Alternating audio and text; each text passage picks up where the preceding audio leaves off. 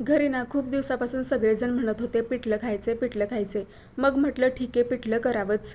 कोल्हापूरमध्ये तुम्ही पन्हाळगडावरती कधी गेला आहात का? तिथे ना खूप छान पिठलं भाकरी मिळतं.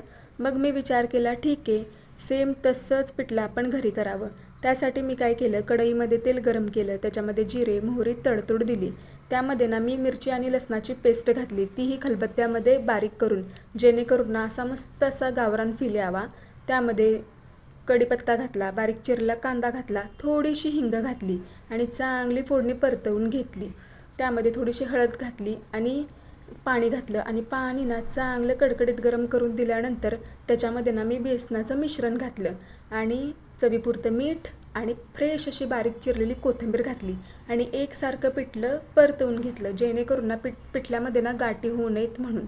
मग तुम्ही पण नक्की असं पिठलं करून पहा आणि हो, कोल्हापूरमध्ये नक्की पन्हाळगडावरती खा.